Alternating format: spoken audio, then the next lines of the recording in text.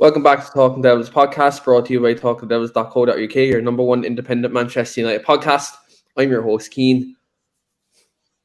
Off the plane, off a delayed flight and all, so we started a bit later than usual, but we are here today to talk all things Manchester United. Very good game last night against Sheriff, so we will talk about that. Also going to talk about West Ham coming up this weekend, what threat they may pose.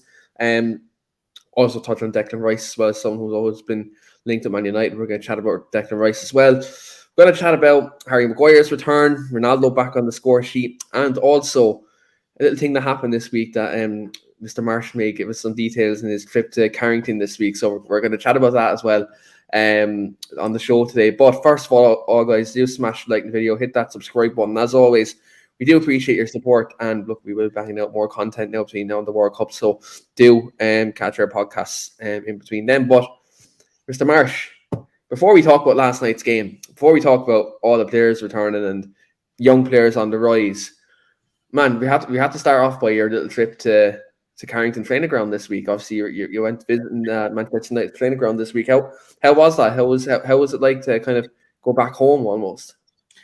Yeah, it was amazing, mate. Had a really good day. Got there quite early in the morning. Met up with one of my coaches who I'd been in contact with, obviously about the sort of meet and coming back into the club. Had a really good chat with him. He introduced me to some of the new coaching staff and some of the obviously lads I knew anyway who were part of the academy. So yeah, that was really good. I watched Chelsea were actually in town, so they was playing a couple of age groups, I think 13s, 14s and 15s. So I watched a little bit of the football there. Ronaldo's son was playing, so I had a little watch of that game. That was a good game. And then I went over and watched the under-14s. Chelsea were a very good team. Chelsea had a lot of big lads. Felt sorry a little bit for our lads, actually, because technically there wasn't much difference, but because of the physicality, I think they just sort of had the edge, and it was hard for some of the United lads to sort of get to grips with the game just because of how strong some of the Chelsea boys were. But really good to sort of watch them games and just, you know, have a catch up with some of the coaches. Yeah, it was brilliant. And then around midday, obviously I'm good friends with Tom Heaton, so he told me that the first team were due in around dinner time-ish for a meeting and a light training session. So just when it's changed a little bit now, because when I was there, everyone was sort of in the same building. Whereas now, I think since Jose came in, I think obviously COVID-19 sort of affected it a little bit. They've sort of separated, so the first team's in the main building and the other teams are sort of in the other building across the way. So yeah, I went over there and had a little catch up with Tom and saw a few of the players as they was coming in. Had a good catch up and yeah, it was great. I mean, I would have loved to have stayed and watched a little bit more of the training, but as I say, I think he was having a meeting because obviously they had the game the day after. But no, it was brilliant, and I spoke to some of the coaches about obviously my future plans with doing my UEFA A. Obviously, that's my goal to try and get into coaching, and you know, when I finish playing, it'd be great to sort of get back in at United and help out. There is quite a few lads now who I played with who are actually doing bits in the academy, like Paul McShane, Chris Backhouse, who's a goalkeeper I used to play with. He's in the academy. Tommy Lee, another goalkeeper. So it is a club that obviously looks after, you know, their own and players who's been there and done it. So obviously it was all positive, and a lot of the coaches that I spoke to spoke really highly and knew a little bit about me. So it was great, and I really enjoyed the day, to be fair. Got Tom to get me a few signed shirts as well, which was a massive bonus. So yeah, overall it was a great day, and obviously I've been invited again. You know, whenever I can free up a bit of time to go back in. So yeah, had a really good time, and as I say, it was great to sort of reconnect with some of the old coaches and lads that I knew anyway. I was absolutely buzzing for you, like Joe. Seeing when you had the tweet up there the other day saying you're going back to Carrington training ground, you're going in. Obviously, you're meeting a few old faces, but also seeing new faces as well. And you've seen the likes of Rashford, Bruno as well, and obviously your old coaches as well. It's absolutely crazy, you know, like to see, you know, kind of the clock being turned back. Do you know what I mean? It's like deja vu. You know, seeing all them old faces. Tell you what was a massive sort sort of, a flashback moment for me was when I went into the first team building. Obviously, a lot of United fans who know the club will know Kath Phipps, who works on reception. So when I walked in, initially Kath sat there, and obviously, a lot of people will probably not know about the incident with the wage slip with Roy Keane, but obviously Kath looked at me, and when you look at someone and they sort of recognise you, but they don't really sort of know fully who it is. So I was talking to Tom, and she actually came over and was like, "Oh my God, I can't believe that's you, Phil." She was like, "How long is it since you've left?" And obviously I left in 2006. I think Kath's been there for 50 odd years now. So she was just saying like, "Oh, you've made me feel even older than I feel already." And we had a really good, catch up. And yeah, she was somebody who was obviously going into training every single day. You see Kath, and she's one of the most joyful and nicest people you could ever meet. So for me, that was a really nice moment, just seeing Kath and being able to reconnect with people who's still got the memories and still acknowledge the time that you had at the club. So that was really nice, and as I say, something that brought back a lot of good memories for me. Because she was a big part of that, coming in every day and making you feel welcome and greeting you with a smile makes a big difference. Yeah, 100%. And like to hear that, like that the person on reception was there back in like the early 2000s, recognize you, nearly 20 years later, is absolutely great. And it's great to kind of see that kind of respect and kind of that, I suppose, that level of your admiration people share between each other within the football club. It's absolutely great to see. Yeah, no, it was amazing, and again, it wasn't just Kath. There was some of the physios who, I was just walking across the pitches, and one of the physios, like, didn't even have to say anything. He just came running over, like, I left the lad he was training with, and just came running over and just give me a big hug and was like, "Oh, what are you doing here? Like, how's it been? What's going on?" And when people show you that sort of affection and whatever, it's massive sort of confidence booster, and it makes you feel like you sort of worth within the club. And yeah, it was just a brilliant day. I mean, before I went, obviously I was a little bit anxious, and you sort of thinking how things might go, because obviously I've not been there for that long, and you're wondering whether people will still remember you or whatever. But honestly, the day probably couldn't have gone any better. So I was just absolutely buzzing, and when I left, it was I was just sort of sat in the car for 5 minutes, just thinking like that was an unbelievable experience. And everyone I spoke to was really nice, and it was just a fantastic day. And as I said, everything I spoke to them about was really positive in terms of the coaching and my future plans. So yeah, it was just a perfect day, really. And as I say, I'm looking forward to going back in again in the future. So yeah, Be brilliant. interesting in the future after you get your license to go back coaching the football club. It'd be absolutely great to see. And look, be great. I was always thinking in my head the other day, I have a mate who's in training ground right now. I'm at Carrington. I said to Amy, literally sat there, I was like, "Do you know Phil was in training ground there today?" And she was like, "What?" And it was just I was telling her that you were delighted to be back in there, and stuff like that. We were chatting afterwards, and like after you finished in there, I'm absolutely delighted for you. And look, hopefully you get to go back there soon. Hopefully you get coaching there as well, because that would be like, imagine you came up through the academy, you've had the hardships that you've had previously, and then you come back to the football club and go coaching there. That would just be a fairy tale story. It really would.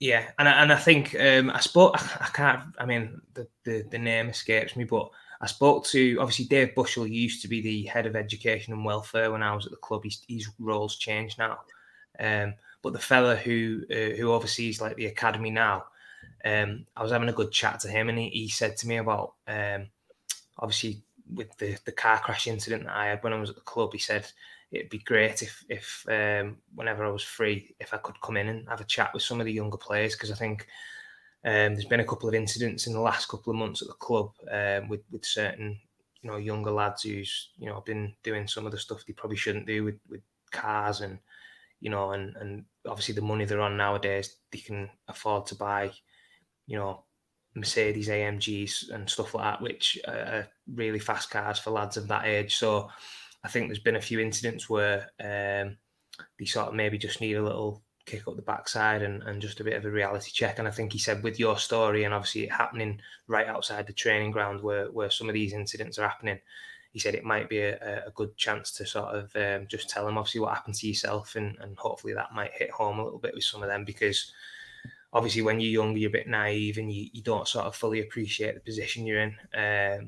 And obviously for some of them young players now, the opportunity they've got, and people would give the right arm to be in their position. So you need to make sure you make the most of it. And I think that was something they was really keen on me doing. So again, that could be another chance and opportunity for me to go in and sort of share that experience with a few, because I think it is a unique story really what happened to me, and obviously the way everything panned out, and luckily I ended up coming back and having a decent crack of it. But some people like Jimmy Davis didn't sort of live to tell the tale, and you're only sort of a moment of madness away from losing everything. And we've seen it over the years, not just at Man United, but certain players getting a little bit carried away and forgetting about the main reason what they're at the club to do. And I think it'd be great for some of them young lads just to sort of give it a bit of perspective, and it's a story that I think might help with some of them young players, because as I say, the money in the football these days, it's hard to sort of keep yourself away from certain distractions, but you need to keep your head down and knuckle down if you're going to make a career in the game, especially at United, because the competition and the quality is going to be so high. Yeah, and look, I think one thing that needs to happen, maybe some of these younger players, just to generalize it, I think it's like to put things into perspective, put life into perspective. I think that's it's one of them where I think some of these younger players need to kind of get a smack of reality in certain situations. And look, I think especially hearing that some of the things they're doing, leaving the training ground, I think no better person to go down and obviously have a chat with them and hopefully give up the hole that they do need. Richard says in the comments here, Phil, come down to the butcher's arms, I'll buy you a pint. But he can't come down now because he's on the podcast, but he might do later. You never know. I'll leave that one to Phil. But yeah, look, we will crack on. We are going to chat about Sheriff last night. We're going to chat about West Ham. We will chat about a bit about a certain few players as well. Sheriff last night, 1-3-0, Phil. I was at the game last night. Very impressed with the performance. In my opinion, we played really well. It's one of our better performances of the season. What are your overall thoughts just on the way we played, the goals, and certain individuals that stood out to you?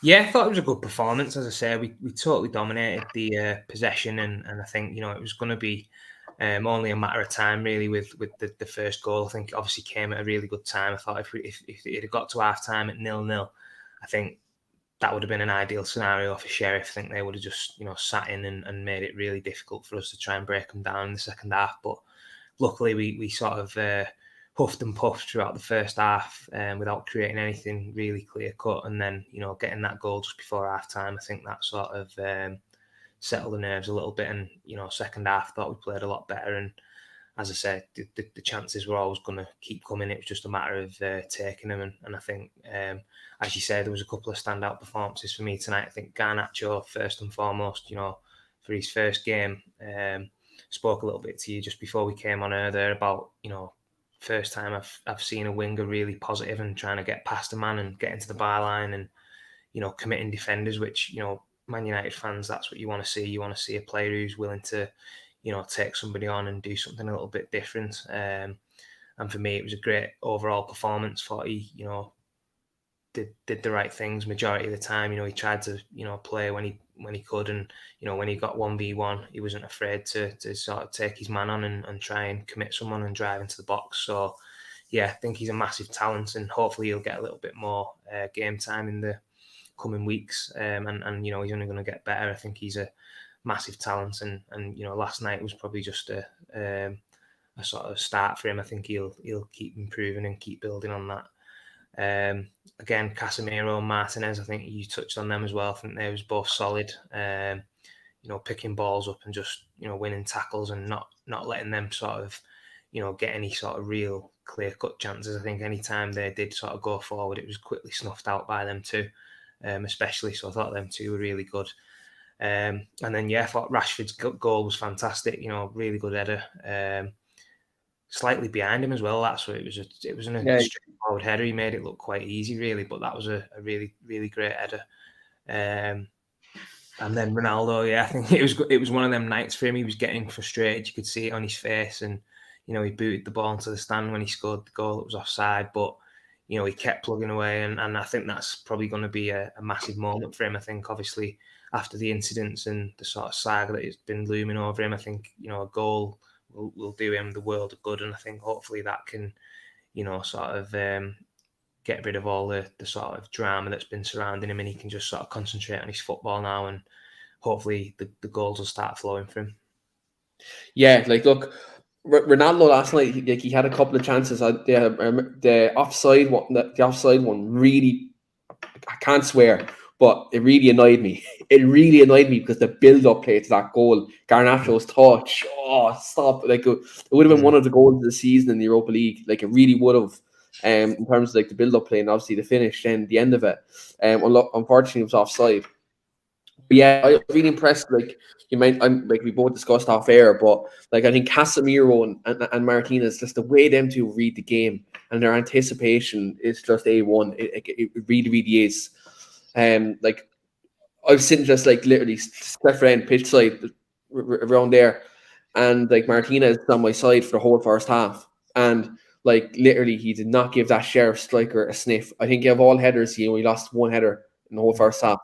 Literally only lost one header, and even at that, he still got a bit of a nudge on him. He reads the game so well, and watching him for his size and how he's out muscling, out strengthening, anticipating better than all these bigger players. Shows his football brain is unbelievable. And look, to watch Casemiro, just to watch him and just watch how much of a general he is in midfield. It's something that we've been missing for a long time. And looked at I've watched post Sir Alex. I've watched a lot of midfielders in that midfield, right, who simply aren't good enough to wear a Man United shirt. There's a lot of them afraid who haven't been good enough to wear a United shirt. But watch Casemiro. There's a reason why he's won so much with Real Madrid and why he stayed in that team for so long, despite Real Madrid having a load of world class players. Yeah, there's a reason for that, and he's just unbelievable. And great to see Rashford get back on the score sheet again. He's been performing very well this season. And one thing I'll always say is, apart from maybe his first season and the 19-20 season on the Solskjaer, doesn't score that many headed goals for a forward. He actually doesn't score that many. And to see the way he kind of guided that header in last night was very good to see. I believe I think it was on the far side, but it wasn't Luke Shaw cross. I think Shaw. Yeah, it was Luke Shaw. Yeah, was Shaw. Yeah, I was a bit half caught at that stage, but I was thinking it was Luke Shaw. But yeah, look, that Rashford Shaw partnership again shining through. It's something that, look, even last season I was dying on the hill that them two should still be playing on the same wing. And to see kind of that partnership link up again last night was good. And look, Alejandro Garnacho, he's going to be a superstar. And I hate saying this early about a player, but literally the first couple of minutes of the match last night, I turned around, people were sitting around me, and we were all like, Joe, it was breathtaking. We were all saying look, he's going to be special. Because when you're at Old Trafford, lately, there hasn't been many players who would get you off your seat. In the last 5 years. So there hasn't been many occasions where a player does something and gets you off your seat, and you think for that moment, he's going to be world class. He's going straight to the top. I think it was a little bit like sort of young Ronaldo vibes for me. I wouldn't go as far as saying maybe not that far, but you same sort of feel that when he first broke into the team and he was exciting on your edge of your seat. Every time he gets the ball, you feel like he's going to do something. I thought last night he was sensational, and I think, as you say, he'll only get better with the more games that he plays, and I think it's a massive bonus for him that he's training regular with the first team. I think that is honestly such a big positive. He only after winning the World Cup there a couple of months ago. Yeah, that's what I mean. So I think when you get into that first team dressing room and you're training with the players regular, and you see the standard of training, and it just brings you on so much because, as I say, it's sink or swim when you go into that first team sessions because the standard's just so much different. Everything's quicker. You've got to think faster. Your touch has got to be like so good, and I think you can see he's massively benefited from that. And last night was a superb performance, and I think he's going to be a massive talent. Yeah. And you know what, as well, it's just the fact that even sometimes when he lost the ball and he got tackled, he got up and still took players on. Whereas, look, I'm not going to name drop any players, but we've seen in recent times where one of our wingers might lose the ball and they might take the easy option and make the pass back to the left back or back into the McTominay and Fred, or at the time. Whereas you see Garnacho, he was getting fouled, he was getting kicked, and he was like, look, he was getting up and standing his man up again and pinning him back. So, again, I think, like I said, similar to last year, I think we should definitely be careful in terms of like how many games we give him. I still think there's a bedding in process that needs to happen there. But if you look at the fact we've Europa League, we've plenty of Premier League games, we'll have the Carabao and FA Cup coming up. He can definitely play a decent amount of games this season and get that exposure that he needs. Yeah, I think I'd give him another game in the Carabao Cup against Villa. I think that'd be another great opportunity for him. Against a Premier League established club, just give him the opportunity again to sort of see what he can do. I think, he's earned the right for me to sort of get another chance pretty quickly. So I think, that game for me would be one where the manager, could probably afford to reshuffle the deck a little bit and give a few other players a game. And for me, he's, first in the line. He deserves that opportunity straight away after that performance. Yeah, I think he definitely deserves a game. Whether it's Villa or even off the bench Sunday, because like people are calling for him to start Sunday. I still think, if you look at the front three, I don't think he'll start. I think Ronaldo might come back in and Rashford maybe push to the left. Now it's fair. Ten Hag did say today that Martial's making good progress. Now whether he brings Martial into the team, I doubt it. I still think maybe he's probably going to. I know Martial's way back from injury. But I think what he might do with Martial is give him between now and the World Cup to probably really let his body heal. And then after the World Cup, unleash him onto the Premier League. I think that's what he'll probably do. In that case. But yeah, I just think he's going to be a good player. But I think, again, we just have to be mindful that we don't overexpose him. Like you look last season, like me, you and Lee were praising Anthony Elanga every single week because of his work rate, because of his commitment. But the one thing what happened to him last season is Ralph Rangnick exposed him last season. Like he did, he overexposed him.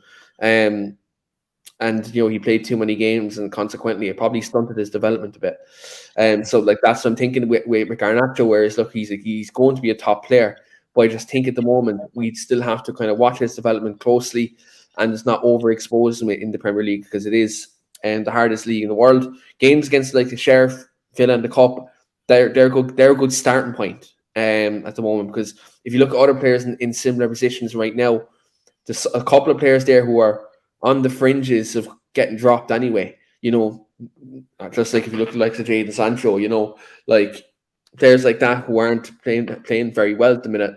Maybe Garnacho can maybe capitalize on that. That could potentially be a thing for him. But at the moment, I think Ten Hag is a very astute manager. He has a track record of working with young players. So I think we probably have the perfect manager for that player at this moment in time. If you had a manager like Jose Mourinho at the minute, I'd be a bit worried about Garnacho's future at the football club. But look, we have a manager who likes playing young players, and has a good track record of building young players. You look like all them Ajax players that broke out in the last couple of years, like Marsh, Timber, players like that.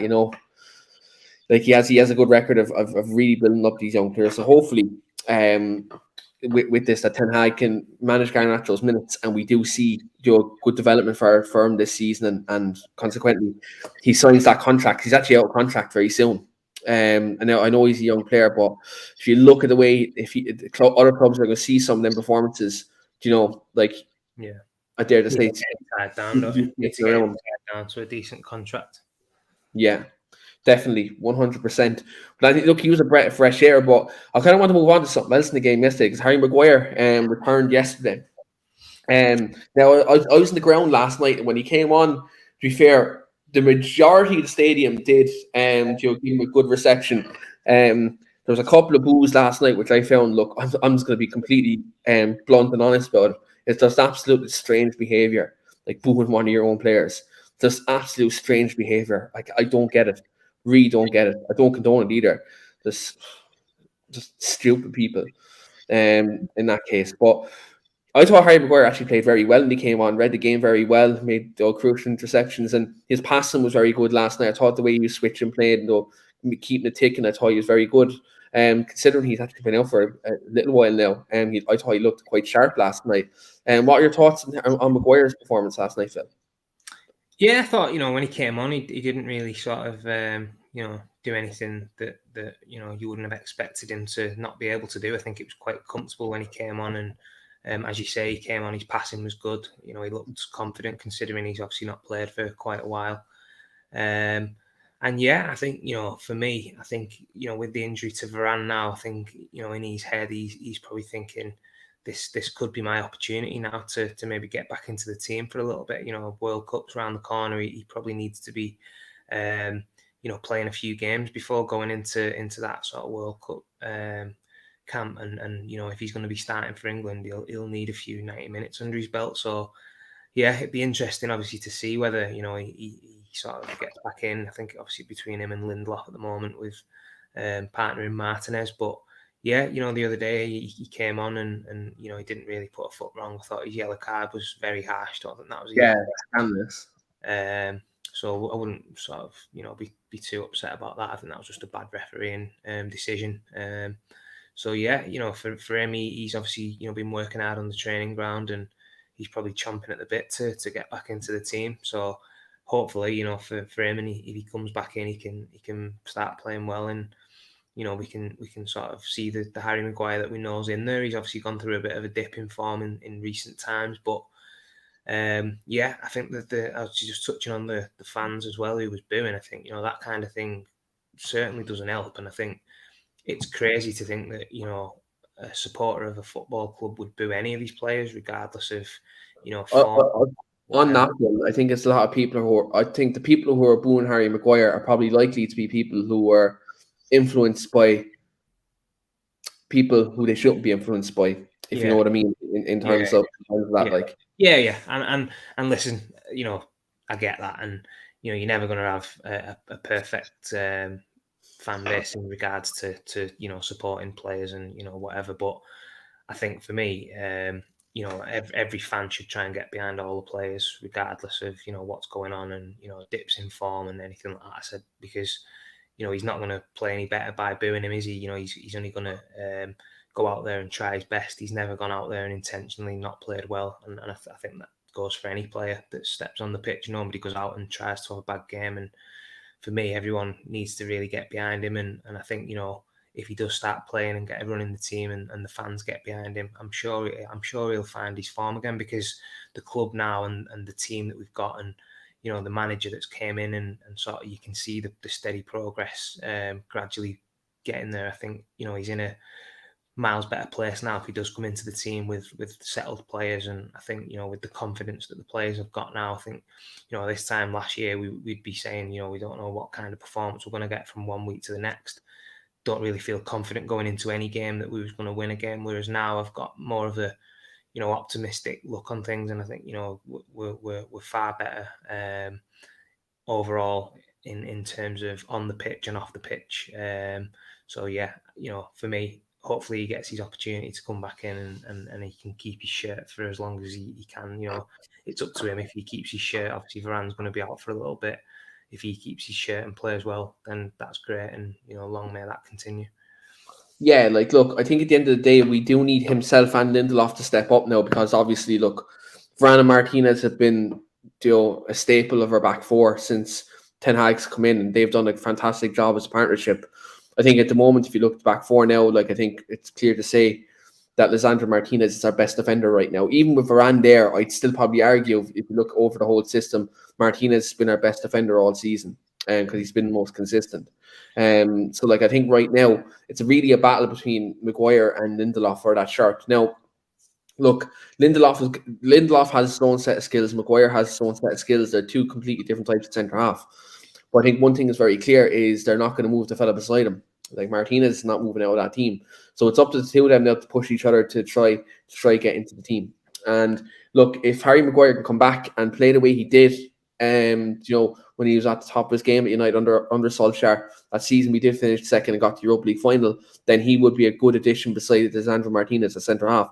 Or look, if you look at Lindelof, Lindelof has had good spells at the club as well, and he's played very well for the club, Joe, at times. So look, we both know two of them can play well. Look, are they both the centre halves? Are they the centre halves that are going to help us win the league? Probably not. Look, let's be honest.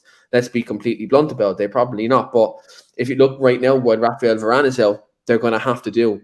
So we have to support them. And for people who went to the ground and booed him, Jesus Christ, that's it's. I just don't get it. You're there to support the team. You've paid your money, whether you're a season ticket holder or whether you bought the ticket singly to go to the game yesterday. You paid your hard-earned money to go and watch Man United and support your team. But then you contradict yourself by booing one of your own players. I just don't get it. But again, as I said on Twitter today, a large majority of the fans cheered him yesterday. There was only a small minority that actually booed him last night. But look, again, then people leave them to their own devices. They look, if they want to boom, that's their prerogative. That's the decision. But I think really you should be supporting all your own players, regardless if you think they're good enough or not to play for the football club. At the end of the day, I said on the pod here a couple of weeks ago, I don't think Maguire is good enough to play for the football club in terms of the long-term progression at centre half when I see the likes of Martinez and Varane playing there. But while he's here now, while we have him, and while Varane is out, we need him now. What would you prefer? Maguire not to play, and you play someone who's completely inexperienced and might leave us a bit exposed in the bigger games. People need to just get over themselves and to support the team. And look, we can think about the long-term future of these players when the season is over. That's all I would say. Once the season is here and once the good form is here, then look, we should be supporting all of our players and be proud of the rebuild that's happening right now, because we're actually playing quite well. We're playing good football, and the stats back this up with as well. Because I'm actually going to bring up this, okay? Because I know there's a comment here about Anthony, which I will get to in a minute, because it's gonna bring this full circle, and I'm going to talk about in terms of pundits as well. So if you look at our first 4 Premier League games, Phil, under Eric Ten Hag, possession we were ranked 12th in the league. For our passes ending in the final third, we were ranked 12th in the league. For shots on target, we were ranked 12th in the league. For total shots in the game, we were ranked 16th in the league. For possession won in the final third, we were 18th in the league. Now, they're really worrying statistics, right? You look at the last 4 Premier League games, possession, 4th highest in the league. Joint 4th highest, actually, sorry. Passes in the final third, 2nd highest. Shots on target, 2nd highest. Total shots in a game, averaging in the last 4 games, 2nd highest, and possession won the final third, 2nd highest. Man United are one of the most hard-working teams in the league now. We're playing good football, we're creating chances, and we're starting to see a glimpse of what Ten Hag ball is, his total football, what that is. We're starting to see a glimpse of it. And if you want to really deep that as well, do you know them last 4 games? Do you know 3 out of them 4 teams were? Newcastle, Chelsea, and Tottenham. Top teams. Really good teams in the league this season. So, people are trying to pick out negatives out of certain situations where we're actually progressing under this new manager. There's players come in, they've done really well. Anthony, I'm going to bring it up right now because Anthony's actually been playing fantastic this season. He's come in, scored goals. But, Phil, I'm going to bring this to you because obviously you're an ex-pro. You've played the game at a high level. Richard says here, what do you think of the criticism Anthony's come in for his alleged showboating during the Sheriff game last night? I'm going to leave this one to you because if I answer this myself, honestly, I'll probably lose the plot. But I'll leave this one to you. Yeah, I mean, for me, I think you can see it from sort of both sides of the fence. And I think, me just going off, my personal opinion on it, I actually don't mind that. I mean, I want to go to a football ground and get entertained, and I want players to, do stuff that, isn't, ordinary stuff. And I want to, be on the edge of my seat and watch players do some really good skills. Okay, last night, that particular time in the game, probably not the best time to be doing that kind of stuff. It's 0-0. We've not really looked like we was sort of going to break them down at that particular point. And I think obviously he's passed the ball out of play straight after it. So I can understand why people have jumped on that and sort of, ran with it. And I think it's a generational thing. I think obviously some players and managers and people who look at that who are a bit old school will think, oh, he's, taking the mickey, or, what's the point in doing that? There's no point in it. Whereas I think, somebody like Anthony, who's grew up, he's Brazilian, that's part of his armory, that's his game. He's done that, many a time in other games that I've seen. And I think, that's, if you, trying to take that away from him and you're trying to, slate him for when he does stuff like that, I think, that's what's got him to where he is today. And I'm not necessarily saying that, that's the right thing to do every single game. But, you want players to express themselves on the pitch. You want them to, go out there and do what they need to do in order to, win a game of football. And if that's, producing, moments of skill that, people have split opinions on, then, I don't think that's going to bother Anthony myself. And, the manager last night, when you've seen the footage back, he sort of wasn't happy. You could see on his face he was a little bit, but I don't necessarily think that was because he did what he did. I just think because he obviously did it and the pass went out of play. I think if that ball goes straight into the box and we cut that across and score, everyone's raving about it. Do you know what I mean? Yeah, and it's just sort of the circumstances after it, wasn't ideal. And I think a lot of people have probably gone a little bit overboard with the criticism on Anthony, because if you look at the way he started and obviously everything else that he brings to the table, in terms of his work rate and all that kind of stuff, for me, he's had a great start to his career at Man United. He's scored goals. He's worked his socks off. All right, he's made a few poor decisions and he's maybe lost the ball a couple of times, and he's obviously done that little bit of skill that didn't go quite to plan. But you've got to look at the bigger picture. And for me, okay, as a manager, you might look at it and think, not a great thing to be doing at that particular moment in a game. If you're 4-5-0 up and you do it, it's not a big of a deal. But for me, it's been completely sort of blown out of proportion. And I think, you want to see some of these young talented players, producing moments of magic and doing, whatever they feel is necessary to sort of create them that moment of space to do something. And I think, for me, if you start, hammering players for doing these kind of stuff, then, what do you want to go to a football ground and see? Just, players just pass the ball around all the time and try and score the perfect goal.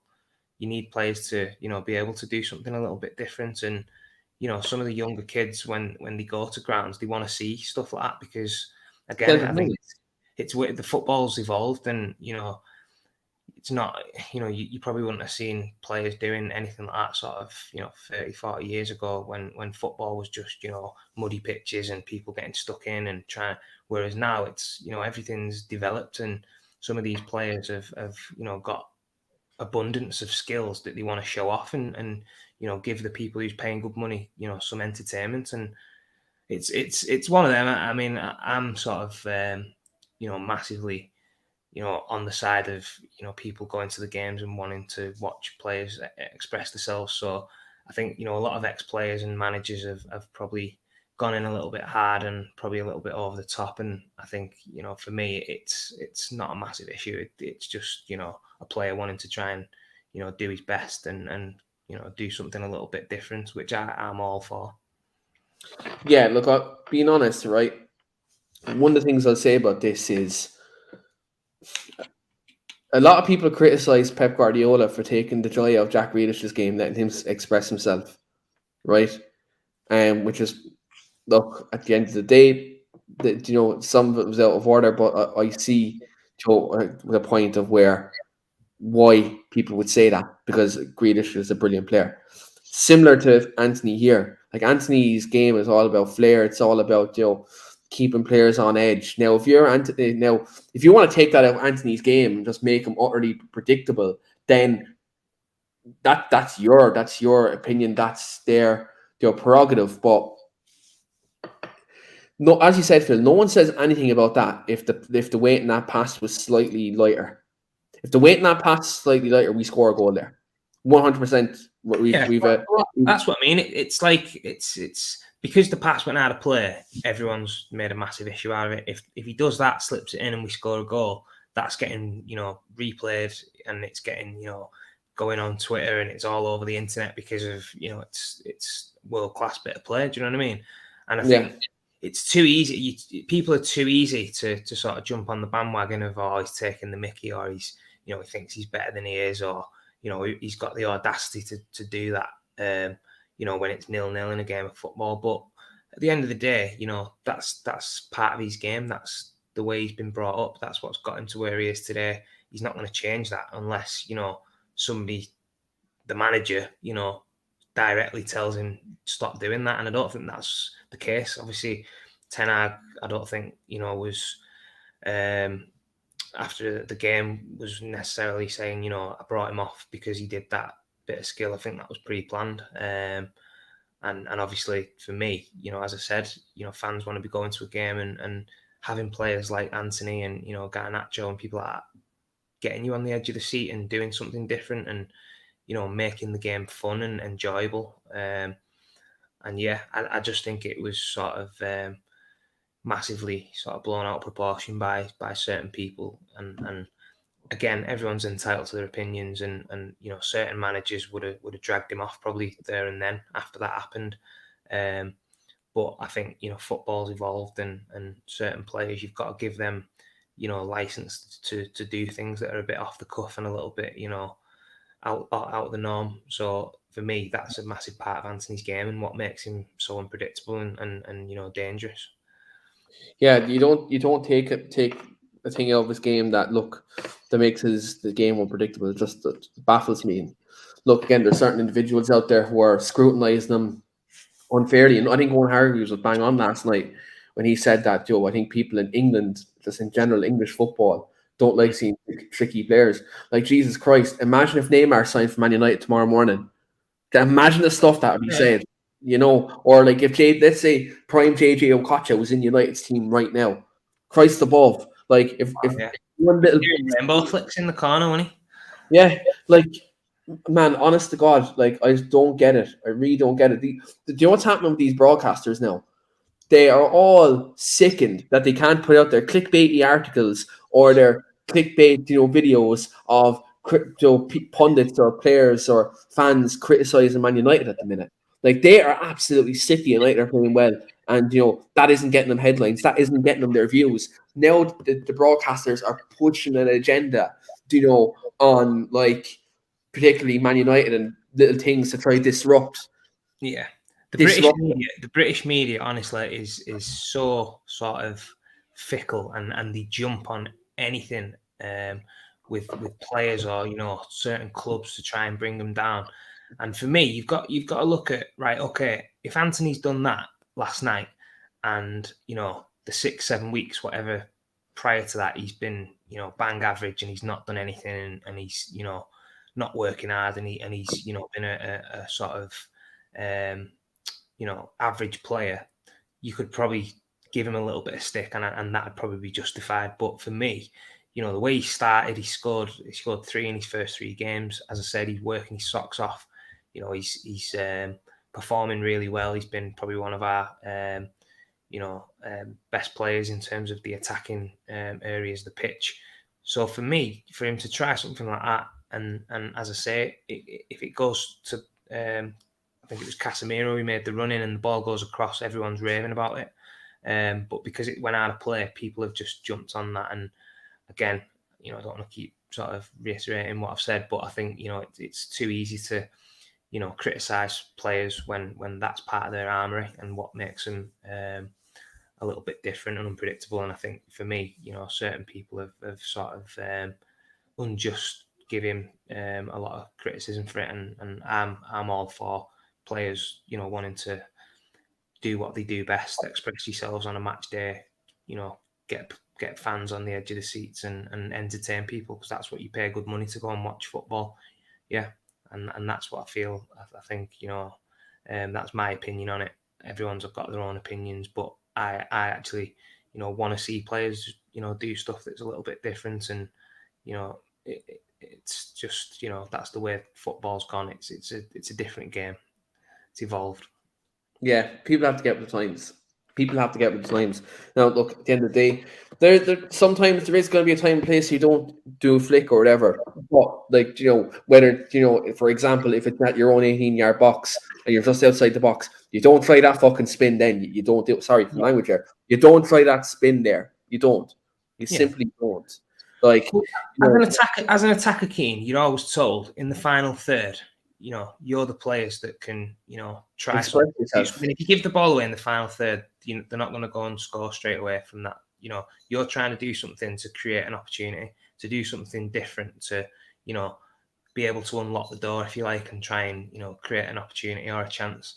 And all right, didn't go to plan what he intended, but he made a bit of space. He did the little spin, and the pass is the right way. It's a great little ball, and we've created a goal scoring opportunity.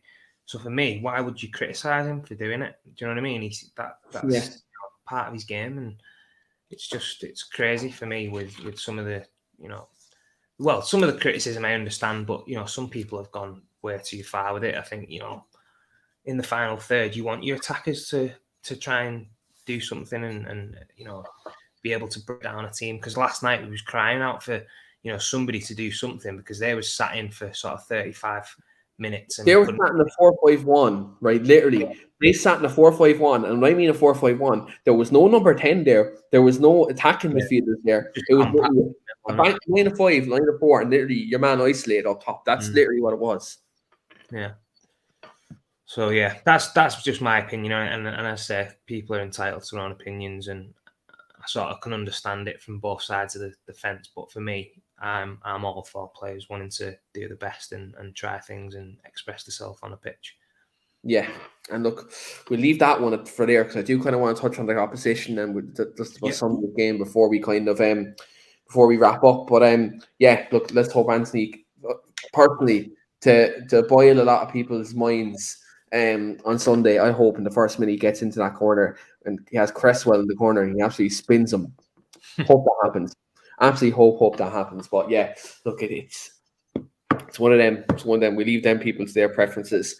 But Phil, I want to talk about the opposition a bit for Sunday. West Ham.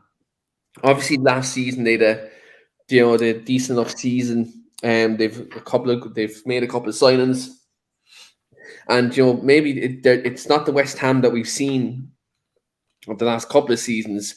They're 10th in the league at the minute. 4 wins, 2 draws, 6 losses. What have you made of West Ham's start, and especially I suppose Declan Rice as well, because he hasn't been the Declan Rice of recent times. He seems to be kind of a bit off form at the minute. What's your overall thoughts on West Ham at the moment? Yeah, I think it's been a bit of a mixed bag for West Ham this year. I know they started the league poorly this year. Didn't get off to a good start at all with some of the results. I think they've started to pick it up a little bit in previous weeks. I think they've had a couple of good results in the Europa League, and certain players have started finding a little bit more form. But yeah, I think for us it's probably a good time to play them. As I say, they've not started probably as well as they would have hoped, and certainly over the last couple of years they had been up and around the top 6, 7, 8 places. So I think for me, it's a great opportunity to go out and pick up 3 points. I think the last couple of games, especially the Chelsea game and the Tottenham game, we've been outstanding, and I think we can carry on that form and hopefully pick up the 3 points. I think West Ham, they've got a couple of players who I've sort of watched this season and I've thought I've been quite impressed by. I think the new strikers, it's Scamacca. Yeah. He looks like he's a bit of a handful. Obviously, he's keeping Antonio out of the team at the minute, so he must be playing quite well, because I do rate Antonio. So I think he's obviously, one to maybe watch. But I think Martinez, obviously, he'll be rubbing his hands. I think he'll love that sort of competition and sort of challenge on Sunday against him. I think Declan Rice, obviously, you just touched on him. I think he's started quite slow this season, as you said. I think he's started playing a little bit better in recent weeks, but obviously, he was a big player for West Ham, and I think he's obviously one that if they are going to be playing to the level that we've seen in the past, he needs to sort of be on his A game, because, as I said, we're not far away from the World Cup now, and there's certain players that probably aren't in the best of form who are probably going to be starting for England, so they are going to want to be impressing Southgate and making sure that they're in the starting team for that first game. But yeah, I think it's not going to be a straightforward game, because West Ham always pose a bit of a threat. They always make it tough, don't they?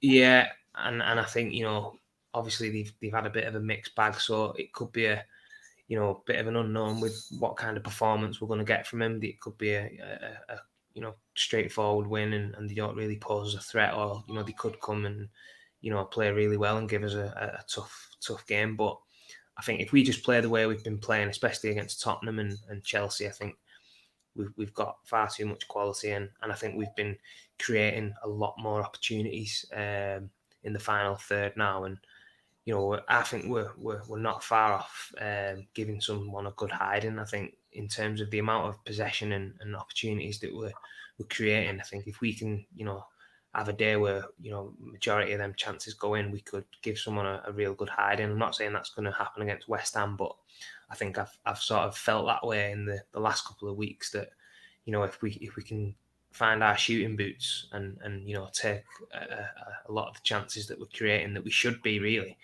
when you look at some of the missed chances that we've had in previous weeks, someone's going to be on the end of a good hiding, I think, in the next couple of weeks. So yeah, hopefully it is against West Ham and we can kick on and get a couple more wins before the World Cup break. But obviously it's going to be a tough game, and West Ham always give us a decent game. So, but looking forward to it, and I have gone for a 2-0 win on my prediction. So that's my thoughts. I think it's going to be a good game regardless.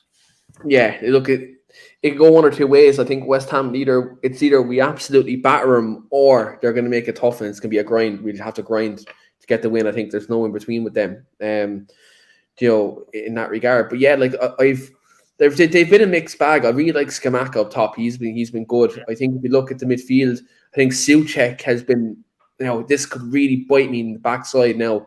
But I think he's been really poor this season compared to last year. I think while he is a physical presence and he likes a goal, he hasn't been like as good as he usually is. I think Rice has dropped off a bit as well. It's just strange. Now, luckily for us, they're also playing Thursday night football as well, and they're playing in the Conference League. So it's not like we're gonna be at a massive disadvantage in that in that spectrum. That they will. They will obviously also have the Thursday night. They'll have to be resting players. They're going to have to come up to Old Trafford as well. So we're not away from home. So that is good as well. But yeah, it's a strange one. Previously, like last year or the year before, I wouldn't have been as confident. But this weekend, I feel like we will win. Now, do I think we'll absolutely hammer them? I don't think we will. Because I still think whilst they have their problems at the minute and they're a bit topsy-turvy, I do think they still have a bit of experience in the team that will help them get through Old Trafford. I actually think that they'll probably make it tougher for us than Spurs did last week. Like Spurs were very easy to play against. I think they'll be more resolute than Spurs were in terms of the amount of chances they'll give up compared to Spurs. And now I could be massively wrong about that. But here we go. But look, what we'll do is we're both going to give our starting 11s just for Sunday's game, and also look, we already do have Phil's score prediction there as well, which is 2-0, and we will give Lee's involuntary score prediction as well here this evening. We've also gone with a 9-0 for Lee Lawrence. No, we're not going to do that to him again. We're not going to stitch Lee up again like that. But yeah, Phil, give us your 1-11 for a Sunday. Yeah, okay. I'm going to start with De Gea, Dalot, Martinez, and I'm going to say Maguire. I think, obviously, we spoke about it earlier on. I think, it was probably between him and Lindelof to get the nod why Varane's going to be injured. But I think that's probably a good game for Maguire to come back in. I think, obviously, Samaka is going to be a handful, that physical presence. So I think him and Martinez would be a good sort of mix to sort of cope with that. So yeah, I'm going to have Maguire in at centre half. I'm going to have Shaw left back, and then midfield Casemiro. I'm going to say Eriksen and Bruno, and then I'm going to go for. I think obviously the front three. I think you've put a spanner in the works by saying Martial could be potentially back. The thing about it is, he said he's progressing very well, but I don't know how. Yeah, to be fair, I mean, I'm going to stick with what I had originally, because I think if Martial is back fit and he's in training, then it could even be probably still a little bit too soon to maybe throw him back into the starting 11. He may come on and then maybe play in the cup game the week after. But yeah, I'm going to go for Rashford on the left, Ronaldo down the middle, and Anthony on the right. That's going to be my starting team for the West Ham game. Yeah, and do you know what? I pretty much have 10 out of your 11. I have the same goalkeeper, I have the same midfielder, the same front three. Look, I think Ronaldo has to start this game. I think, look, if you look at West Ham, they're going to sit with a low block. We're going to have Ronaldo up top to kind of, I suppose, take that chance when we get it. I think Rashford needs to play on the left. I think Anthony needs to play on the right. Simple reason being is they're both different players. They give us they both offer a different threat. As forwards, I think, like, look, when you play Anthony and Jadon Sancho on the same team, none of them give you a threat in behind. Like Anthony and Sancho both come to the ball, whereas if you have Rashford who runs in behind and can be a bit more direct than Anthony, then look, you have something different. You have different types of threat. Like, I always align that type of two wingers, like a threat to kind of remember when City had their last season, the season before, when Sterling would run in behind and then Mahrez would kind of be that player, would come to the ball and make things happen on the right with his left foot. So that's the kind of way I'd be kind of looking at the way, the way that front three normally works. I think, look, that's what Ten Hag, like, when we have a fully fit squad, like, Ten Hag's best front three is Anthony on the right, Martial up top, and Rashford left. That's our strongest front three when everyone's fit. But right now, like, I think, look, you still have to have them two on the wing, because again, they offer something different. And I think Ronaldo, just for his finishing, I think the fact he scored one last night and had a disallowed goal, and he's going to be confident as well. He's going to be up for it. He want to score more goals. And Rashford is actually only 1 off 100 goals as well. And one of the only few goals he scored last season was a winner against West Ham last season. So look, hopefully that's a good omen that he gets goal number 100 against him. He's actually got quite a few goals against West Ham. I remember the one when he first broke onto the scene. I don't know if it was in his first or second season when he whipped one top in. I think it was in the cup, and that was a superb goal. I think that was a goal, like, he won it late on, and it was a fantastic finish. So hopefully he can carry on that little bit of good form he's got against West Ham. Because I think, to be fair, Rashford for me this year has probably, been the biggest surprise for me. I would never have said, from last season, the talks we was having about how, he looked shot of confidence, and the sort of, body language and the way he was, he's been unbelievable this year. I think, a lot of that comes down to the manager, but, you've got to, take your hat off to Mark. He's obviously worked his socks off to get back to the levels that he's got to, and he just looks more confident now. Every time he gets the ball, you feel like he wants to commit a man, he wants to create half a yard and get a shot off, or beat a man, and that's the best version of Marcus Rashford, and it's great to see him back, really. Yeah, and look, I said to you last season, Phil, I knew there was a player in there. I said last summer, take some time off yourself, forget about football, forget about your other commitments, concentrate on yourself. Look what he done. He went off to America for that summer, and he's rebuilt himself. It's almost like we know what we're talking about on this podcast. Yeah. You know what I mean? It's almost like we know what we're talking about. But yeah, like, look, I'm glad he's back. I'm glad he's confident in scoring goals again. Look, it can only benefit us going forward. I think he's the right manager to unlock that extra aspect of his game. And look, he even came on number 10 last night, which was bit weird. But look, let's see what Rashford does. And the change actually was different. It was like Lindelof centre half. I just think maybe Ten Hag may wait to bring Maguire back into the team. Maybe for Sociedad, I think he might do it then. But let's see. So Phil went 2-0 his score prediction. Lee Lawrence, who unfortunately couldn't be with us today, but Lee is gone 2-1. I know we're due to give a team a hiding, but I don't know if that's going to be this weekend because I think Moisey's just going to sit on that 18-yard line and he's going to try to nick a 1-0 or do a 0-0 draw. So I'm actually going to go 1-0. I think it's where I think we'll batter him in terms of possession and chances. I think it may be a case, we may only nick. It is Keane for me. I think we've not had a game recently where we've scored early. Like when we've really got a goal in the first 5-10 minutes. I think if we could get a goal early, against one of these next couple of teams that we play against, and just keep make them come out. Yeah, just make them sort of have to do something a little bit. I think we're not far away from giving someone a good hiding. But as I say, that'll only come with an early goal in a certain game, and I think the floodgates are ready to be opened. Yeah, I said it last night. Literally, we got the goal just before half time last night with Dallo score. And I turned around to your man who's sitting to my left and I said, floodgates are opening now. Because we got a goal before half time. Lo and behold, we scored 2 in the second half. So we go with our score predictions there, Phil. So I went 1-0, you went 2-0, Lee went 2-1. And Richard in the comments also says 3-0 as well. So yeah, look, it's going to be interesting. Hopefully, look, I love we absolutely battered them as well. I really love I love a few goals Old Trafford on Sunday. But we're going to wrap it up there, guys. Thanks very much everyone watching live and who's listening back on the replay. Don't forget to like and share the video. And look, if you're listening on the audio platform, you'll make sure to subscribe on our audio platforms as well. But thanks very much everyone for watching. Hope you all have a good weekend. And most importantly, let's hope Man United go out there and smash the hammers on Sunday. But until then, guys, thanks very much and we'll see you later.